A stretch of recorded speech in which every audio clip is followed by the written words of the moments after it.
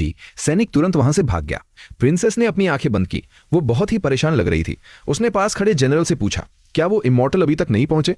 General ने तुरंत झुककर जवाब दिया, प्रिंसेस, पीछे की आर्मी से अभी तक कोई रिपोर्ट नहीं आई है। ऐसा लगता है कि वो अभी तक यहां नहीं पहुंचे हैं। प्रिंसेस ने हार मानकर अपना सिर हिलाया। काश वो जल्दी आ जाए। सुना है बारबेरियंस के पास एक बहुत ही खतरनाक वॉरियर आ गया है, जिसने पिछली बार अकेले ही हमारे 3000 सैनिकों को मार गिराया था।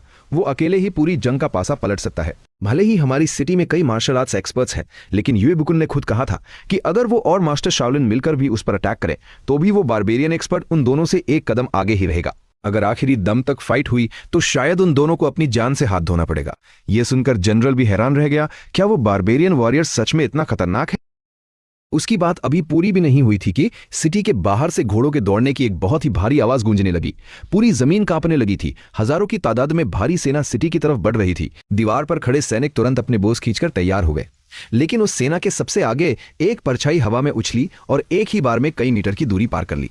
वो और कोई नहीं, बारबेरियंस का वो खतरनाक एक्सपर्ट ताई वुया था। तीर चलाओ, जनरल ने जोर से चिल्लाकर ऑर्डर दिया। आसमान में तीरों की एक भयानक बारिश शुरू हो गई, लेकिन ताई वुया ने बस लापरवाही से अपना हाथ हवा में लहराया और सारे तीरों को वहीं पर हवा में ही चूर चूर कर दिया। वो लगातार दीवार की तरफ बढ़ रहा था। 1000 मीटर्स की दूरी उसके लिए कुछ भी नहीं थी।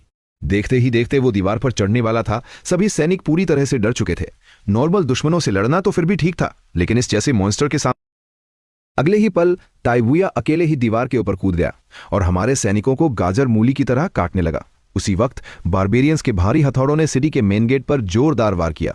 एक भयानक धमाके के साथ हमारा आखिरी डिफेंस गेट भी टूटकर गिर गया। बारबेरियंस के वो खूंखार चेहरे अब बिल्कुल सामने थे। जब ग्रेट शियन के सभी सैनिक ये मान चुके थे कि अब उनकी मौत तय है, तब अचानक दोनों सेनाओं के ठीक बीच में एक परछाई आकर खड़ी हो गई। वो इंसान बहुत ही लेजी तरीके से अपना हाथ हिलाते हुए बोला, वापस चले जाओ। बारबेरियंस के लीडर ने गुस्से से अपनी आंखें सिकोड़ी। क्या तुम ग्रेट शियन के कोई टॉप एक्सपर्ट हो? तुमने अपना सिर हिलाया। मैं कोई एक्सपर्ट नहीं हूं, लेकिन तुम मुझे ग्रेट शियन का स्टेट प्रिसेप्टर कह सकते हो।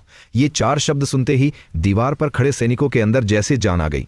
ग्रेट शियन के पास एक नए स्टेट प्रिसेप्टर आ गए हैं। वो खुद एक इमॉर्टल हैं। जनरल तुरंत घुटनों के बल बैठ गया। स्टेट प्रिसेप्टर का स्वागत है। बाकी सभी सैनिकों ने भी एक साथ चिल्लाकर कहा, स्टेट प्रिसेप्टर का स्वागत है। दीवार पर मची इस खुशी को देखकर बारबेरियंस का लीडर थोड़ा चिढ़ गया। उसने और बहुत ही घमंड से बोला, हमारी इस भारी सेना के सिर्फ 3000 घुड़सवार ही पूरी दुनिया को हराने के लिए काफी है, और 30,000 तो पूरी दुनिया को तबाह कर सकते हैं। आज मेरे पीछे पूरे 3 लाख घुड़सवार खड़े हैं, जो इस ग्रेट शियन को मिट्टी में मिलाने के लिए काफी है।